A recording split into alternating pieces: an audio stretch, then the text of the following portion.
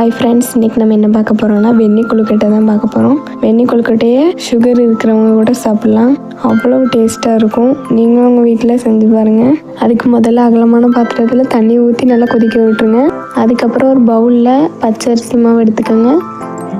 அதில் உப்பு உங்களுக்கு தேவையான அளவு ஆட் பண்ணிக்கோங்க. கொஞ்சோட தேங்காய் திருவி சேர்த்துக்கோங்க. இது எல்லாத்தையும் நல்லா போட்டு மிக்ஸ் பண்ணிக்கோங்க.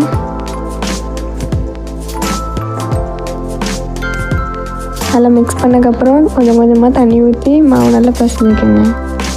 தண்ணி அதிகமாகவும் ஆட் பண்ணிடக்கூடாது, கம்மியாகவும் ஆட் பண்ணிடக்கூடாது, பார்த்து ஆட் பண்ணுங்கள். அப்படி அதிகமாக ஆட் பண்ணிட்டீங்கன்னா நம்ம வெந்நீரில் மாவு போட முடியல, மாவு வந்து வெந்நியோட மிக்ஸ் ஆயிரும்.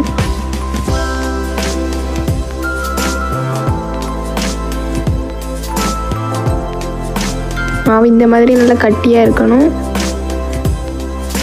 நல்லா குட்டி குட்டியாக எப்படி பிடிக்கணும் அப்படி பிடிச்சி வச்சுக்கோங்க.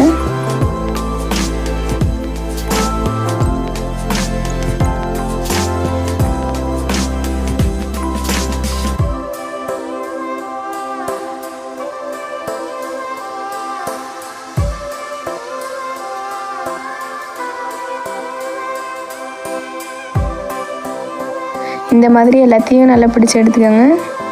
ரொம்ப முக்கியமான விஷயம், தண்ணி நல்லா கொதிக்கணும். நல்லா கொதிக்கிற தண்ணியில் தான் போடணும்.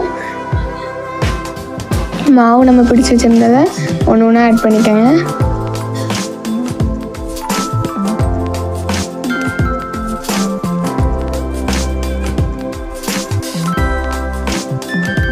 எல்லாத்தையும் உள்ளே போட்டதுக்கப்புறம் மிக்ஸ் பண்ணாதீங்க, மிக்ஸ் பண்ணால் கரைஞ்சிரும். மூடி வச்சுருங்க. ஒரு 10 நிமிஷம் கொதிக்க விட்டுருங்க. நல்லா கொதிச்சுட்டு இதை ஒரு பிளேட்டில் எடுத்து தனியாக வச்சுக்கோங்க. தண்ணியோடு வச்சிட்டிங்கன்னா கொஞ்சம் நேரத்தில் மிக்ஸ் ஆயிரும் தண்ணியோடு. அதனால் ஒரு பிளேட்லேயோ இல்லை ஏதாட்டும் ஒரு பவுல்லையோ எடுத்து வச்சுக்கோங்க.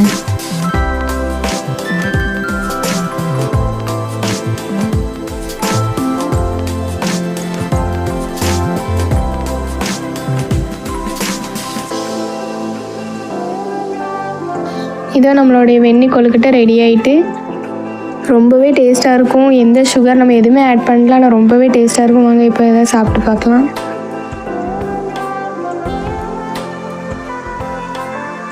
நான் இப்போ மினியேச்சரில் செஞ்சுருக்கேன். உங்களுக்கு புரியலைன்னா பெரிய பாத்திரத்தில் செய்யணும்னா நீங்கள் எனக்கு கமெண்ட் பண்ணுங்கள், நான் பண்ணுறேன்.